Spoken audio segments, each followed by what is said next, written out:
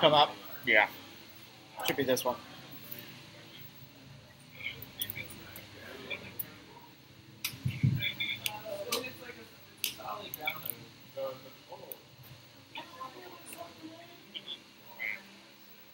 Right, we've got someone on timing duty.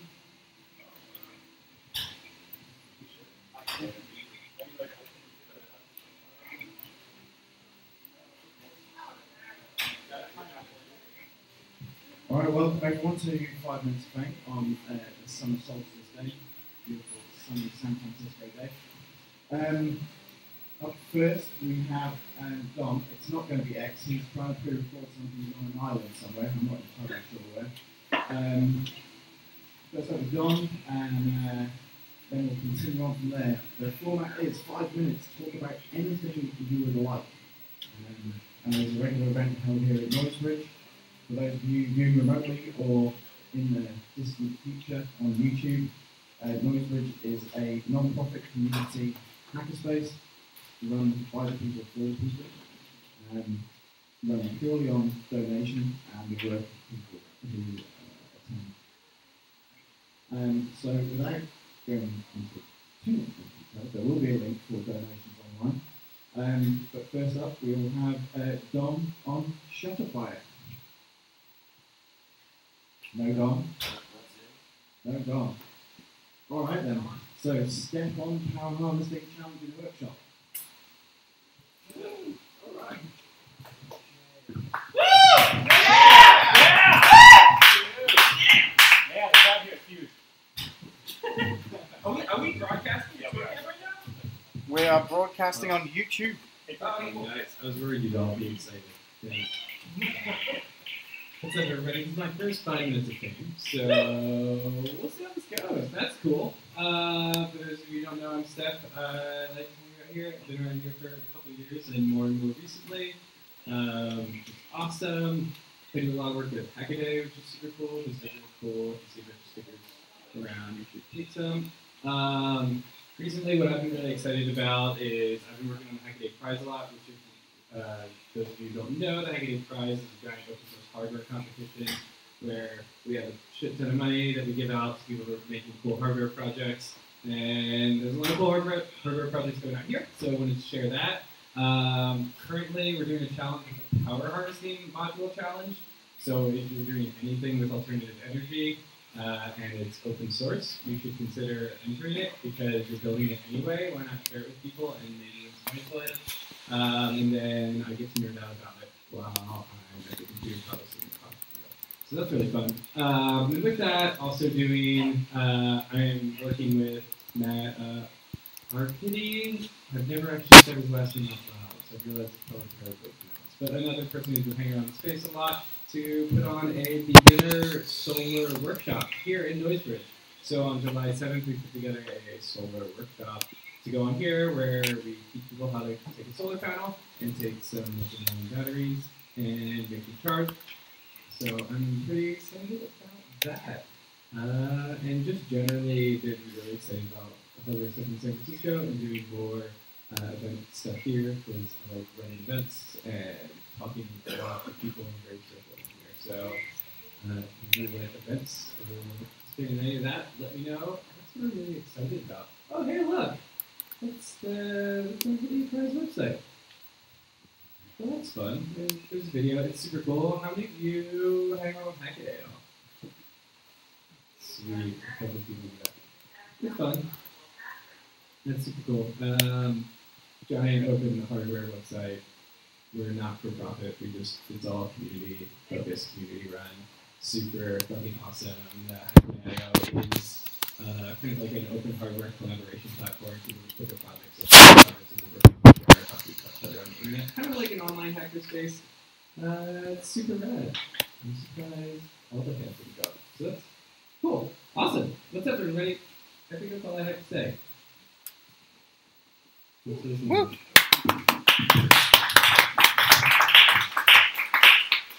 About 2 years ago, there was the Super Conference for Hackaday here in San Francisco. Oh, awesome. Later, it was in Pasadena, California. You know if any repeats? Yes. At San Francisco again. Oh, in San Francisco, I don't believe that's the plan. It's going to be in Pasadena again this year. I know, I'm sorry. It's going to be awesome, though. We just have a really great space in Pasadena now, so it's kind of silly to do it elsewhere at this point. But in the future, who knows? Yeah. Is there any live feed from it planned? Oh, yeah, definitely. Definitely. We will almost certainly be live streaming all of the talks.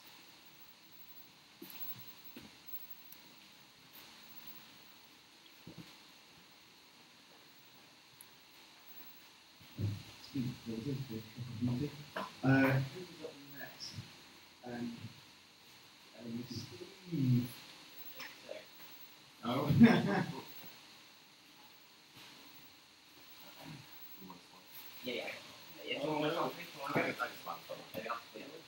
That work? Oh. So instead we now have. Sorry, I completely. It's Mark. Mark. Previous 5 minutes of fame talk about ground landing pads, I think. This is a room. Yeah. Yeah, you should be able to pick that up.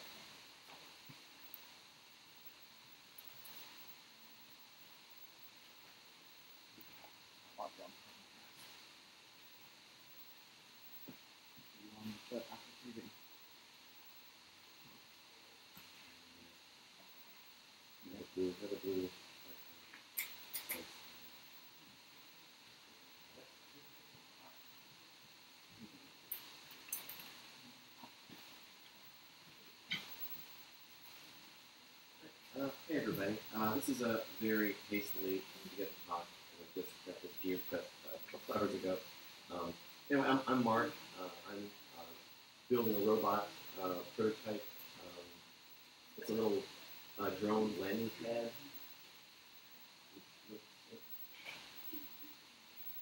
It looks like this. And whenever you're building a robot, at some point the robot needs to move, and for it to move, you have to have gears and motors and things like that. So I'm kind of in the stage of adding some gears and motors to this thing. And specifically, if you look, you can see how the side wings fold down. But in that graphic, you don't see any mechanism to make that happen. So that's what I'm working on for the last week or so. So if that's showing up. So I've added this this mechanism now. So you can see this. I've got this mechanism that will raise and lower this door. So this is kind of a drawbridge style mechanism, and the way it works is it has this has these gears in the front and back that are in the rolling these posts, and there's a carbon fiber drive shaft running between them. And what I was looking at was making this little pinion gear right here. And I've actually 3D printed these, and they actually work prototype level, but you can't really ship something that's 3D printed. In particular, this little gear right there gets a lot of wear. So it probably, the duty cycle on those gears is probably 20 times the duty cycle of the other gears, so it's got a lot of wear on it. So I wanted to build it out something more durable, like plastic or Delrin or aluminum. So how do I build up aluminum? So I wanted to mention this cool gadget that just landed over at the shop, one of different powers. And it's a Pocket NC. It's a small desktop 5-axis CNC machine. And this is very exciting because it can actually mill out of Delrin or out of aluminum. So suddenly, I've got possibly the ability to make my own custom gears. Why do I want to do that? Because gears are kind of tricky and expensive. So if I want to make my own custom gears, and if I just send them out to a place like Rush Gears, let's take a look at their pricing. So if I want to make some custom gears, I might be looking at hundreds of dollars for a single prototype gear, and maybe a week of lead time, a week or two of lead time for a rush job, and then still $10, $20 per year. So this isn't really cost effective. I'm interested in 24-hour turnaround on all my prototypes. So I'm doing all of my fabrication in house. So this isn't really what for me. So enter the Pocket NC. So what I want to do is I want to walk through a quick setup, how I set up this gear to machine and Pocket NC, and I can show you some examples of that as well. So I'll do a quick CNC walkthrough. What I'm going to do is I'm going to be working on this gear right here, this little tiny gear right here. So I zoom in on it. It's just that little gear and it's going into a bearing. So I'm going to isolate that gear. Show you how this is set up for machining. Okay, so that's how the gear looks. It's very tiny, it's only about 1.5 inches long. And the way you set it up is you can, and by the way, this is Fusion 360, which does both CAD, both design and CAM, so you can actually run, you can actually operate milling machines out of Fusion 360 directly. So what I've just done is I've basically I've switched on my vise here, which is building Pocket NC. This is the base of the Pocket NC. But this is the base of the Pocket NC, and the white thing is a 1-inch rod of gelding that's stuck in the vise and about to be machined. So to set up the machining for that,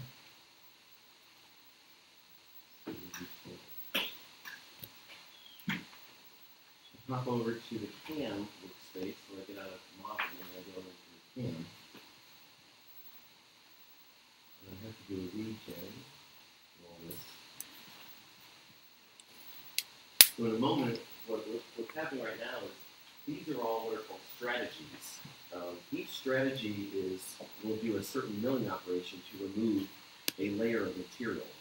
And generally what you do is you actually start with a larger bit, a milling bit, and you work your way down to smaller and smaller bits. And for this tooth profile, which is very tiny, I have a 1/2 millimeter end mill, tiny like hair-sized end mill that I broke about 5 of them trying to figure out where I keep the speed on. But let me show you quickly how this works.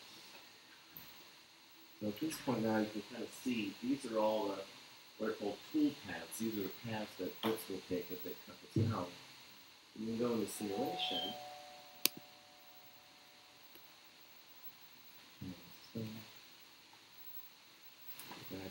So here we are at the beginning of the simulation. I'm going to step through these different milling operations to make this gear virtual. So the first one, start off, I'll speed this up a bit. This is a 1/4-inch bit that's doing what's called a roughing pass.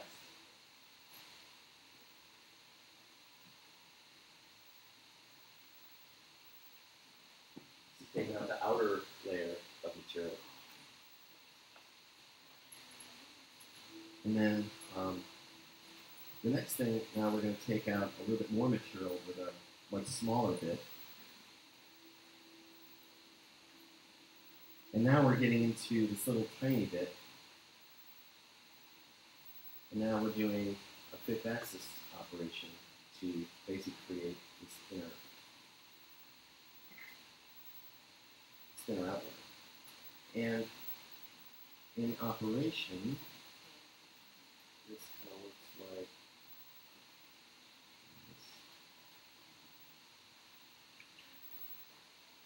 this is a few hours earlier.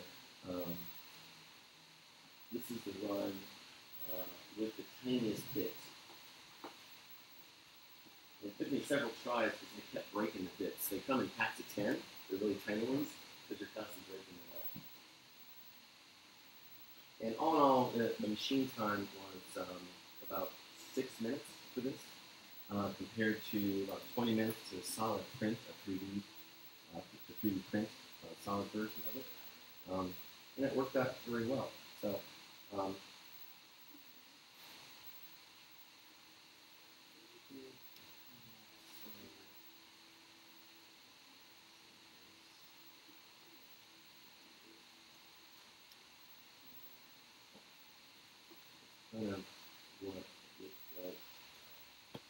it's not very pretty, but it's actually very actively machined and useful. So anyway, that's really all I had to talk about.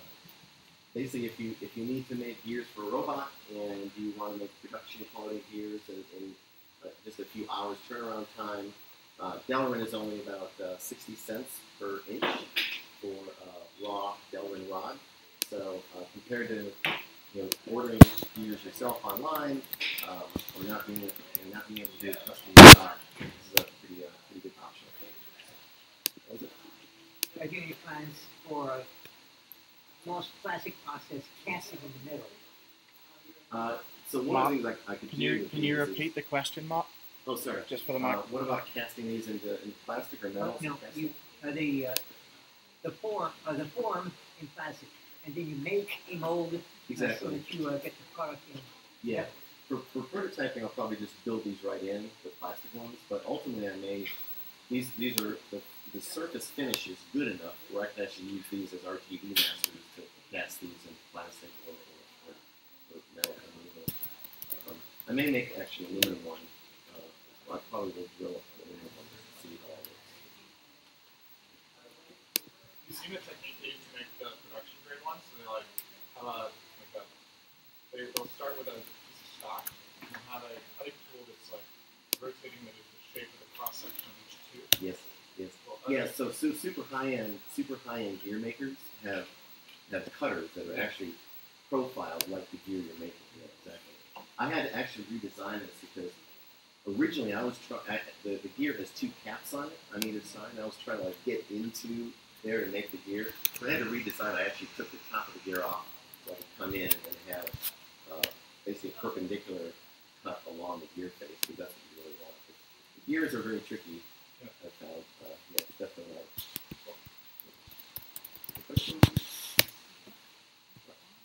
Where did you learn to use it? I've just been picking it up. I'm actually thinking about teaching a class. Actually, showed me I was interested in having a fusion class here. I was interested in teaching a CAD to CAM course where I basically we take calipers, start modeling things, and work our way through CAD to actually make them. But yeah, this is mostly picking it up. There's a bunch of YouTube videos. This guy named Lars Christensen, he's a big fusion guy. He works there. He does a lot of videos. So there's a sort of 3-part series. And since I've also done a lot of work with SketchUp. So I probably have 1,000 hours of SketchUp, and now I've got at least that in fusion. So having a project is good. Thanks a lot.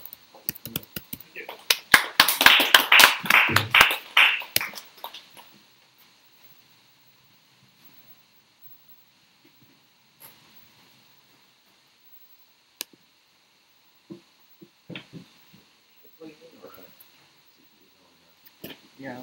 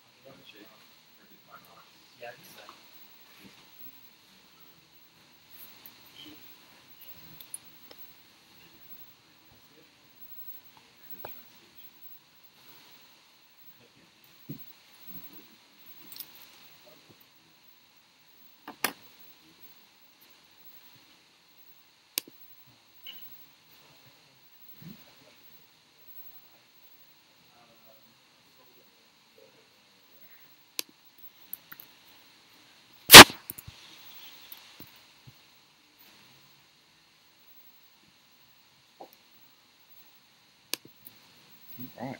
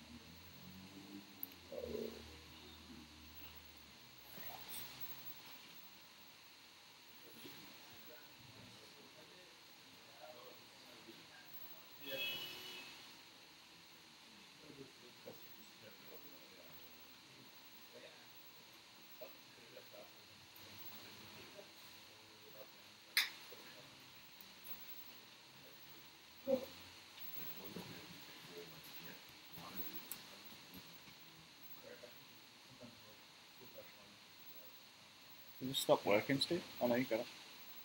There you go.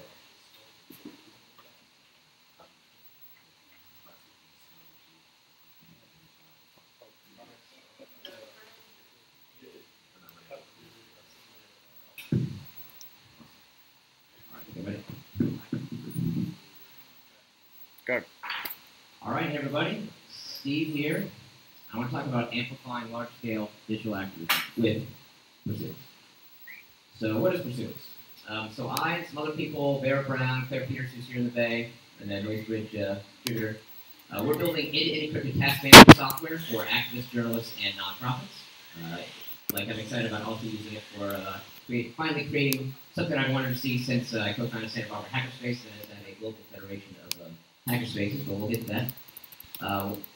So what does this look like? So here's an example of a Pursuance. You have a task hierarchy. Pursuance is a sort of group or organization where you're trying to achieve a particular mission. In this case, police accountability is the topic. And the example here is someone has a particular goal of forcing the 5 most corrupt police agencies to force their head of police to resign for violence-related reasons. Another screen is this gets to one of the things that makes Pursuance unique, and that is instead of just being able to, just like you might be familiar with GitHub and Trello and Asana and all these things, where you can assign a task to a particular person. What you can do actually is assign a task from one Pursuance, from one group to another group. So we want to have this global federation of all these different kinds of groups all over the world who are helping each other out, asking for assistance, and so on. Here we're seeing an example of this where, for police accountability purposes, somebody wants to submit a FOIA request. Maybe they don't have that expertise internally, so they're assigning tasks to the FOIA activism group, FOIA activism Pursuance, we call them, in order to get assistance. So each task comes attached to an encrypted chat room. So we basically built encrypted Slack. It's called LeapChat. You can go to leapchat.org and it'll throw you into an encrypted room. So how are we trying to amplify the efforts of activists, journalists, and nonprofits? Well, by building the software and by building a network of groups and people around it. Our medium-term goal is to build an ecosystem of opposition to institutionalized injustice.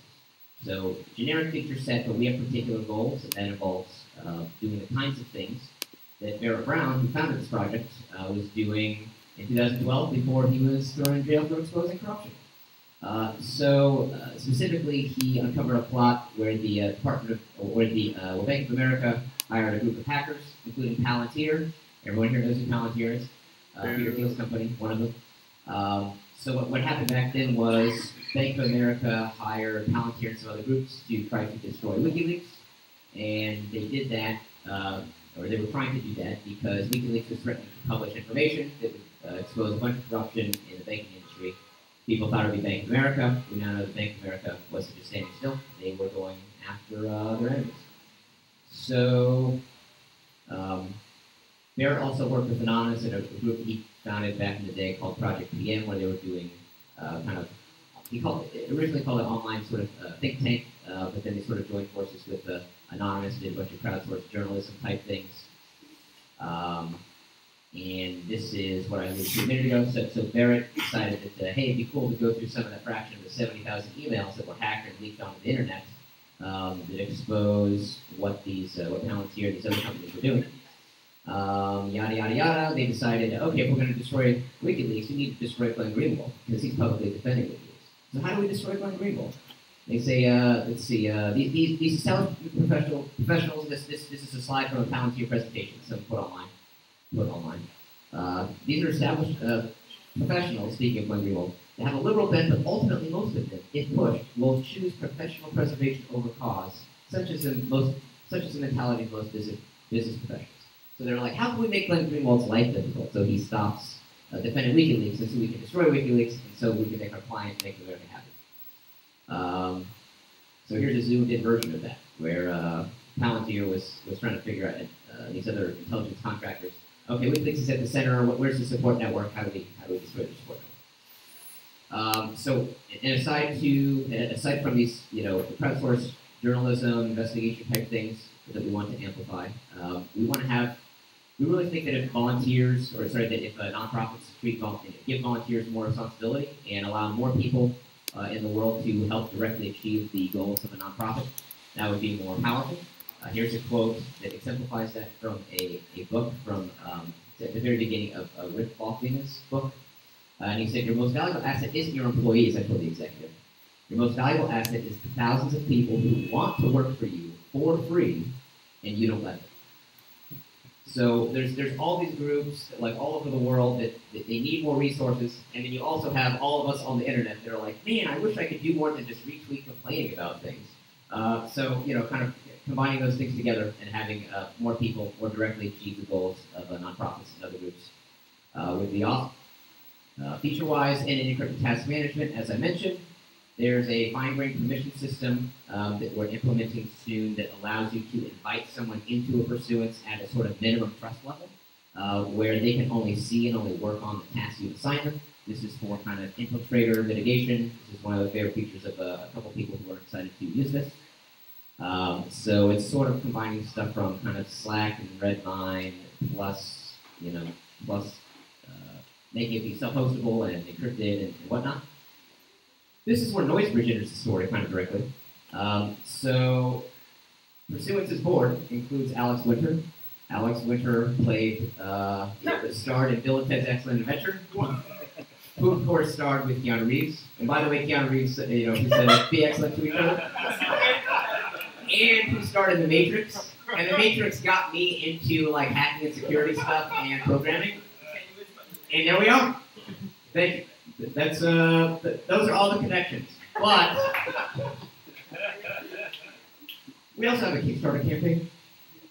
We just raised $21,000 in the last 5 days. If you Google or use DuckDuckGo or whatever, start page, your favorite privacy preserving search engine. Search for Pursuance Kickstarter. We're at 43% funding in like 5 days, $21,000. We want to add a bunch of features to Pursuance for all kinds of reasons. John Kiriakou, who blew the whistle on the CIA Torture Program, is also on our board and has been an awesome supporter. Any questions? Thank you very much. Yeah, I got a question. Yeah. I've been following the first presentation I've heard. Oh, yeah? I've been following it. Like, so what's I guess, can I use it, like, can we use it right now? Like, what's the time frame on, like, basic functionality? Yeah, all these groups, like, all these anti-bug groups, like, really could use something right now to, like, organize and fuck. I know. Like Barrett just did. Barrett Brown, a journalist and activist who started Pursuance. He just did an interview like yesterday, like with people in Portland, and they're like, hey, we want to, there's all this like, all this, immigration stuff, like separating people from their, kids from their parents and all that. So like, okay, how do we organize those things? We're just starting alpha testing. There's some encryption stuff that's not there yet, like encrypting tasks. Encrypting messages is there, but it's not as secure as it should be. There's demo.pursuanceproject.org set up. I will give you the password. It doesn't work in all browsers yet. It works well in Chromium and Chrome. It works well in Firefox. And I can show you exactly actually, I forgot. What is the status? Boom. All right, task hierarchy. You can click on a task, see the details of it to the right.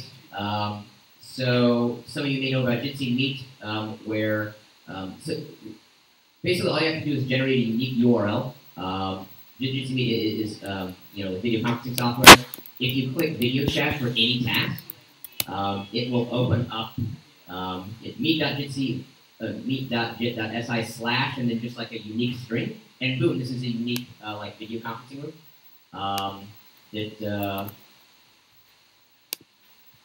Running out of RAM anyway. Yeah, okay. Jitsi Meet is loading. So we're doing a basic integration with that, but there's some notification stuff that needs to be there, and it doesn't work in Safari Mobile. I was working on it yesterday. We're very, very close to having the base functionality, but there's security stuff that's not there yet. So I can show you one. Any other questions? One question here. Yeah. So can you put it on the blockchain? How do you what? Can you put the database on the blockchain? But data's on the blockchain. So that's one of those common questions that we get. We could sprinkle some blockchain on it, but let's see. Right now, there's no mobile story for blockchain stuff. Download a terabyte to your iPhone and then start getting started, or you're trusting an API, in which case you're not benefiting from blockchain stuff. Most blockchain, like if you run the software on the blockchain, that's a problem because we know that stuff doesn't scale. Ethereum wants to run all the world's software on a single blockchain. Globally, they can do 7 transactions a second. They had one app, CryptoKitties, get slightly popular, and that slowed down every other app running on the same blockchain because of shared resources. So you can imagine, if the internet worked such that whenever YouTube got a traffic spike, that like Amazon.com was slower, and Google search was slower, and GitHub was slower, and everything was slower. That's Ethereum. So I don't want to build on top of that. I expect all that to crash within the next year because people haven't figured out the scaling stuff. So you're building this, like not building this on the blockchain because like you want to. Yeah, exactly. Having stuff work is really beneficial. Although it's not as sexy for people to speculate on what you're doing. So but I mean, it would be kind of cool to have a blockchain where it just stored like people's public keys and then you couldn't tamper with their keys or something like that. But it's still maybe the next generation of blockchains will work really well and scale and without centralizing the current generation. Yes. How do I trust your security? How do you trust our security? So our stuff's open source. We haven't audited it yet. Had a third-party audit. The crypto parts that we're using, we're not rolling our own crypto. We know not to do that. So there's something called Minilock that's been audited by a third party. There's like NECL is the other crypto that we're using, Salt, which is good authenticated crypto. So we'll get a third-party audit, but we're not rolling our own stuff in terms of crypto itself. So we inspect the code. We'll have someone sponsor the audit, but I want to build out more of the stuff so it's all there to be audited, and so we don't audit it like halfway through and then add a bunch of stuff and maybe there's a security problem. So we'll audit as soon as it makes practical sense to. But also on the security front, we're using we will use React Native. So I want to have one code base that we can audit and then just kind of use it everywhere and not have totally different tech stacks for different operating systems and stuff. So that should help in that sense. But starting with the web app and then doing native apps after that. But yeah, any other things? Yes. Jitsi is encrypted. It's sort of complicated though. If you dig enough on their GitHub repo, they will eventually reveal to you that if there's only 2 people, then it's encrypted end to end. But after that, it's that doesn't scale as well, so then it's not end-to-end encrypted. There's some kind of hub thing that is sort of man in the middle and you / broadcasting to the other peers or something like that. So yeah, if there's 2 people, then it is end-to-end. But otherwise, I don't know if it's any better than just SSL. And we're encouraging people to use something called CryptPad, which is basically end-to-end encrypted Google Docs, so not as slick. And the idea there is you share a link with someone over Pursuance, and they can click on it and then open up that document. We're doing integration with something called Hypothesis to make crowdsource research more effective. You can like highlight a bunch of stuff on like the data dump online and have like a list of annotations all on one page, which is kind of cool. But anyway, yeah, that's Pursuance. If you search for Pursuance Kickstarter, please tell all your friends. We've gotten some cool tweets from Michael Lee and Mitch Altman and some other people that are also excited about Pursuance. Last question? Oh, no. All right, thanks all.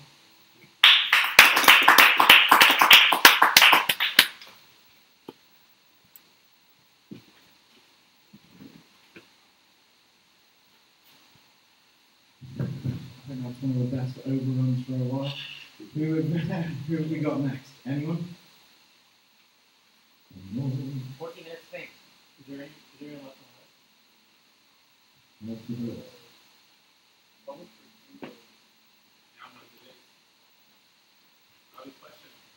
Sure. All right.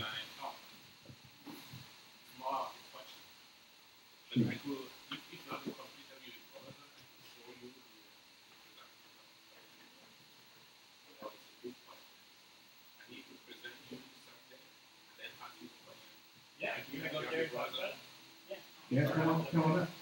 You can probably get it on a Chrome. So you have a computer? I can bring mine. Borrow a computer. I can bring mine. Yeah. Any computer.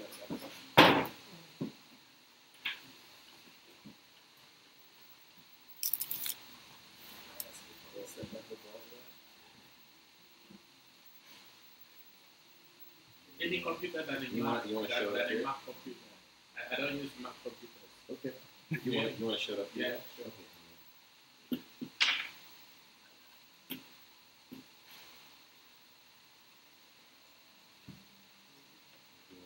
That'd be right.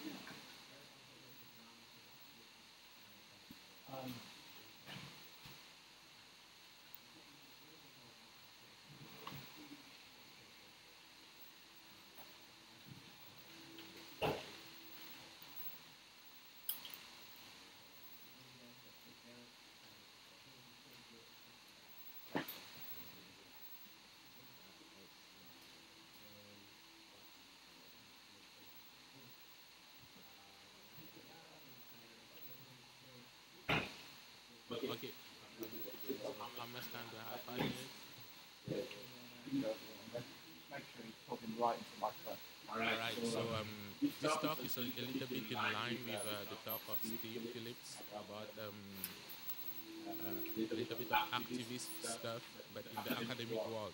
So in the academic world, so you can write your mathematics on the blackboard, right? You can write your mathematics on the blackboard, but you can also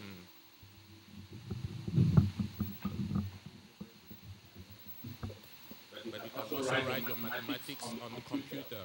So the computer, you write the mathematics on the computer, and the computer verify that your mathematics is correct. So it's like programming, you program the mathematics on the computer. So there's a software program called COQ, C-O-Q. So I've got the online version of that program here. And so basically, instead of writing your book, your mathematics book, mathematics paper, on the paper, you write it on the computer, and the computer verify whether it's okay or whether it's not okay. So really, the judge is the computer. So you are not relying on people, on peer review, on people to decide. Because people have a lot of biases. There's maybe there can be a lot of issues. There can be issues that the peer review is not fair or theft or is there can be a lot of issues with the peer review system. So the main question is how to resolve all the issues which are with peer review system, the academic world. So can you move the peer review away from some blind peer review? You don't know who is the reviewer. You don't know the interdependencies between the reviewers and the authors and the editors and the journals. So there can be a lot of problems in that area. So my idea is instead of relying on journal papers, so journal like traditional journal papers, to make publications. And we instead move the publication process in more like secure, more verifiable, in a way which is more verifiable. So that means public. So the review, the peer review of the mathematics has to be public peer review. So of course, it will be automated the way certain parts of the peer review process will be automated. So it will be programmatic. So programmatic peer review. So public, programmatic. So and also there's also the notion of identity. So generally, in some journals, the peer review has to be a double-blind system. So the reviewer doesn't know who is the author doesn't know who is the reviewer. So basically, the author can use a proxy identity. So basically, an author can be a proxy, create an identity, and publish with a new name, like just to prevent some issues. All right. So I've said 3 items: public, programmatic, and proxy. Proxy means cryptography. How do you create a proxy identity? That means cryptography, right? And public, what does that mean? It means that everyone has the information distributed. So the information is some kind of distributed database, not a centralized database, right? And programmatic, that means you can program the interactions, you can program the peer review system, you can program the score. How much the paper is being cited, how much citation does the paper get, so you can count that number in a secure way, no falsification on the numbers. Programmatic, what does that mean? Like programmatic contract, like smart contract, this is the same thing. So basically, the idea and what I'm talking here is about mathematics. So it's not about literature. So literature is very subjective. So it's how you feel. So how the reviewer feel it doesn't matter. So, but mathematics is objective. It can be verified by a computer, and this is a very objective measure. So basically, the question is how to program the peer review system of computer mathematics on the blockchain. So I know there are a lot of software engineers here, very talented software engineers, and some activists which have interest in those kind of questions of fairness, of no theft, and all those kind of questions. So to finish, I will just show you a little bit an example of a cock of the computer mathematics. So the computer system that I use here. So you can go to this website here. So this is the address of the website, and you will load the computer program. And you can go here. This is the address. And you will be able to play with the mathematics on the browser, no need for installations. And so you can, for example, let me try to define the natural numbers. Okay, I define a function. The plus function.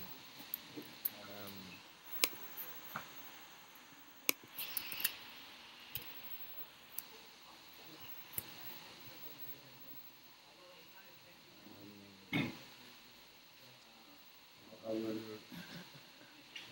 be able to work with this computer.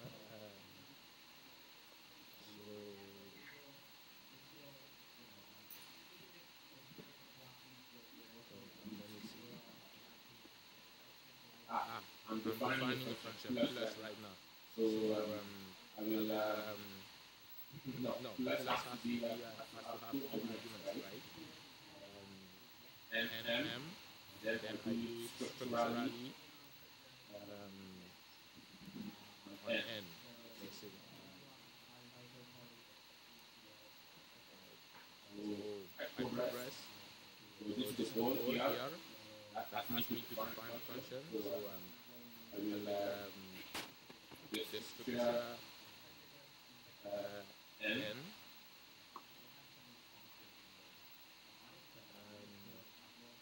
So in the first case, 0 plus m equal m, right? And in the second case,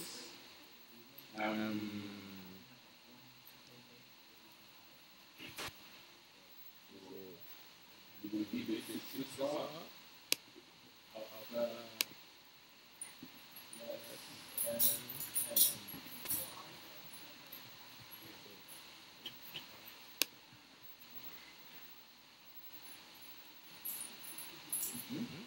Error plus. So when I make an error, the computer says no, so I cannot progress. I have to resolve it. Another.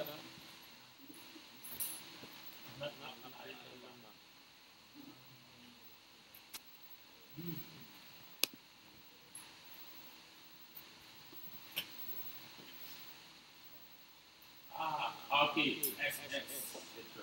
All right. Yes. So it's like a computer program for mathematics. And then I specify it. And then I can print. So I was using commands. Now I will see the full term of what I've defined. So this is what I've defined here. All right. That was an example. Where did you actually define like what plus actually is? I mean, I see that you have a function that is like, it takes in two natural numbers and it gives you out a natural number, and obviously plus does that. But what you actually define someplace that I'm not seeing where you actually say n plus m is what plus does. Well, I could throw some lemmas about this. I could say it's a definition, like the definition is a definition So your question is, what do you want to do with it? Well, so your goal was to prove things about Plus, not to implement Plus? Can I suggest a question?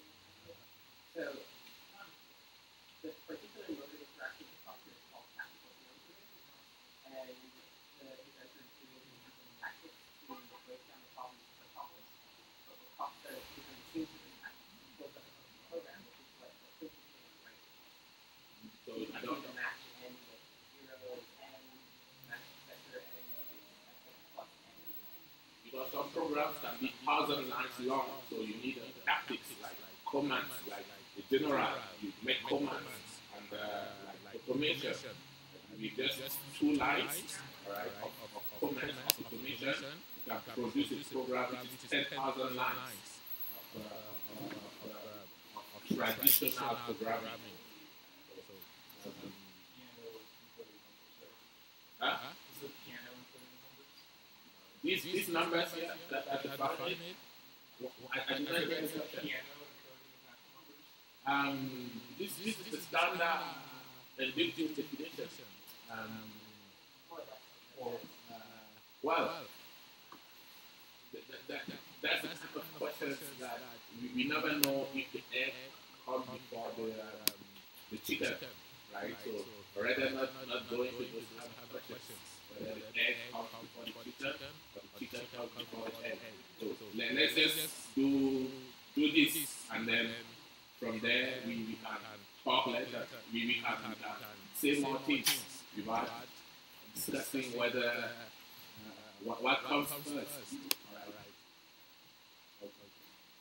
So I could just write a proof here about plus.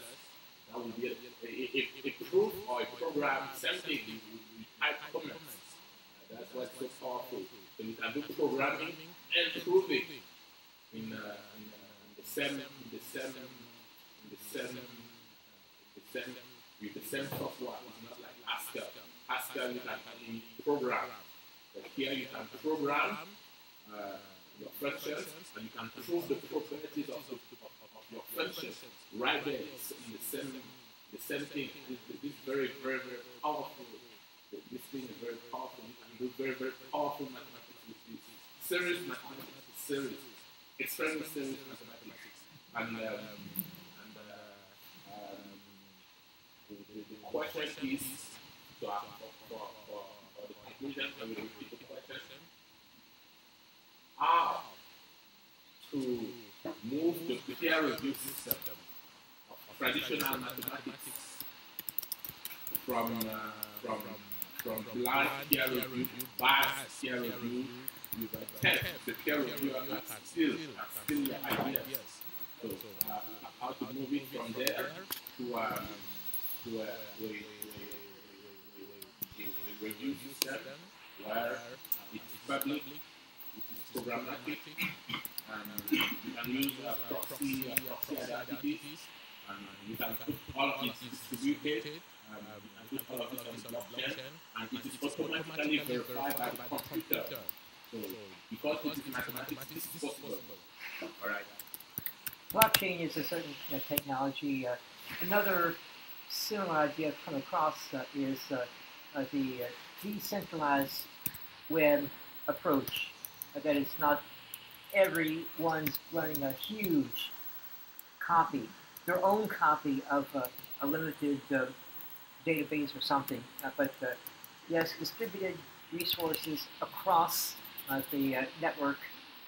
Decentralized is the main word of it, and going to a scheme that instead of the regular after that. Yes. So I believe all the objections to the blockchain technology that we currently have will be fixed in the future. Scaling, even doing chatting in the blockchain. So the technology already exists. On Ethereum, you can send messages to chat with other people on the blockchain, and you can save files in the blockchain, distributed file system on the blockchain, like the IFPS or Swan on Ethereum. You can do I think the technology the main part of the technology is public programmatic proxy. So these are the main ingredients. It doesn't matter what the name is. So we'll do possible. All right, thank you guys.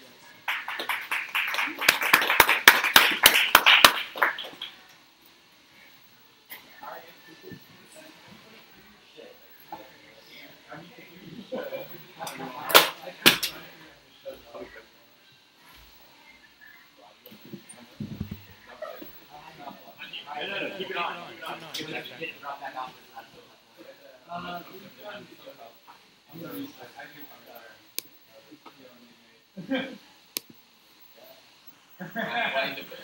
You see, I need like alcohol and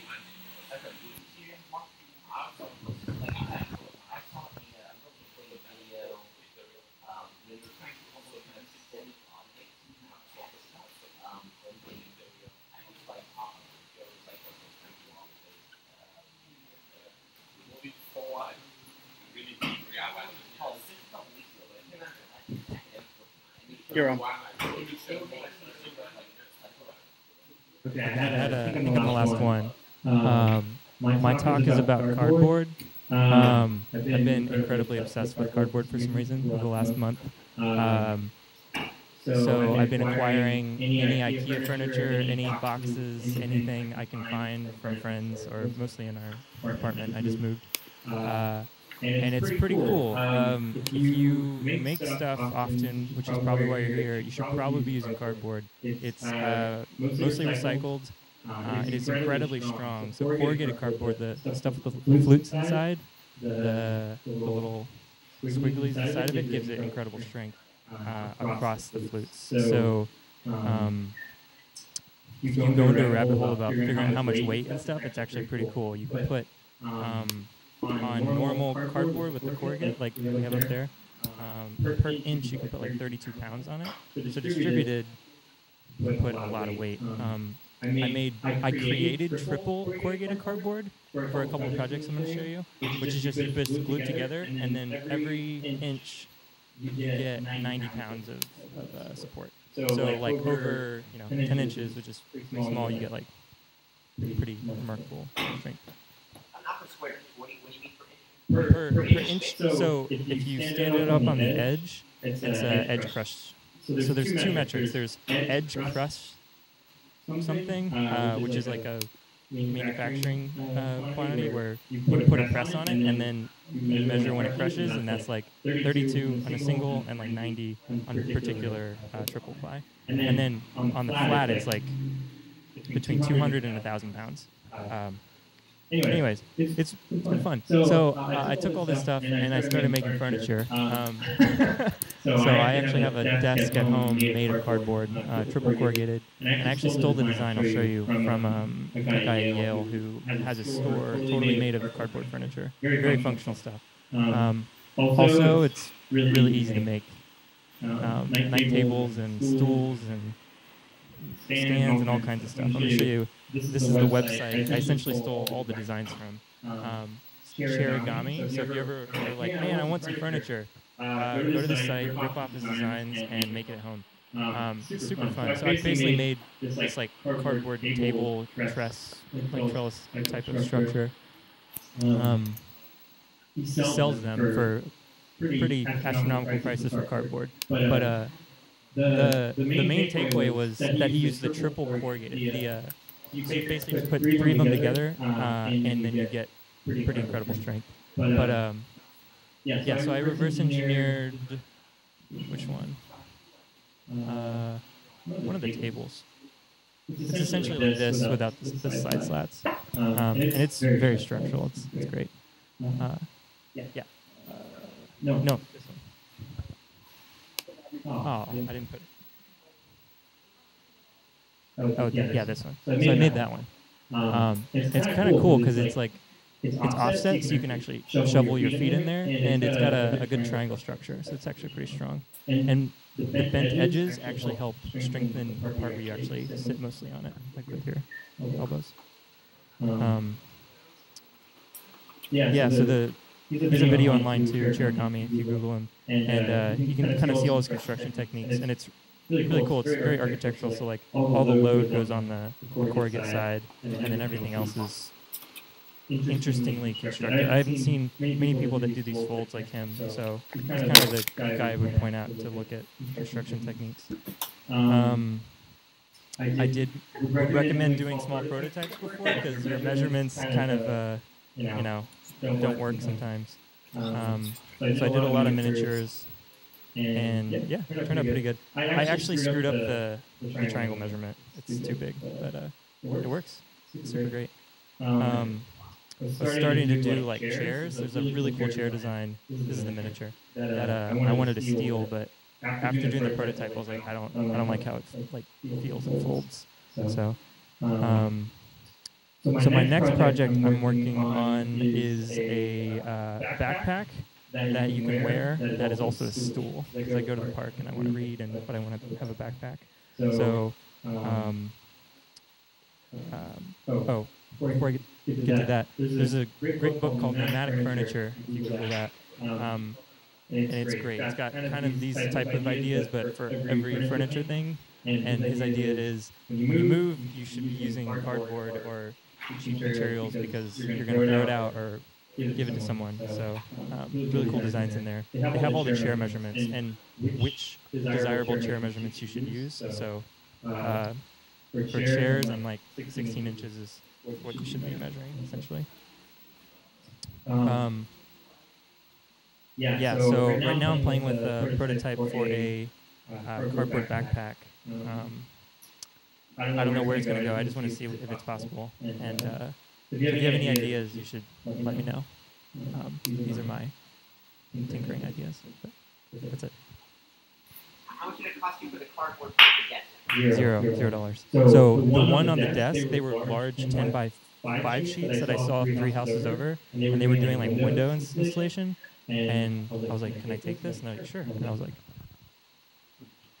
all the way home. I look ridiculous. So I have so much cardboard in my house right now. We got a mattress, and it's got actually triple cardboard. I've never seen triple corrugated cardboard. And I finally got a box today. My roommate got another mattress in. Like the Casper mattress boxes, those are really good cardboard. How do you deal with losing strength at the end? I would imagine that you're crushing the internal rib structure at the corners. Yeah. You have some kind of like rolling thing, or how do you? So it actually helps. I think all the angles help because it doesn't flex. The only problem I found is if you that one the angle I had was really sharp. Actually,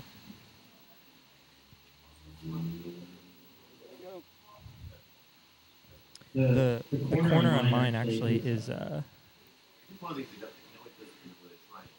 yeah, the corner is actually broke. So I think I overbent it and it actually cracked. Also, I was gluing together different pieces and it bends there. So you kind of want to buy or make a single piece and then work with that. And then you're going to have joint problems on those. But yeah, I actually have some in my bag if you want to play with like the strength. It's actually pretty cool. Cardboard.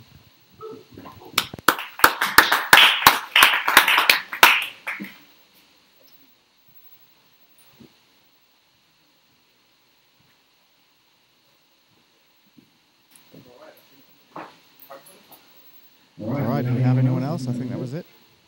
All good. Thanks to all the speakers, and for those watching live now and in the future, do not forget donate.noisebridge.net. Always donate money. Thanks very much, everyone. Good night.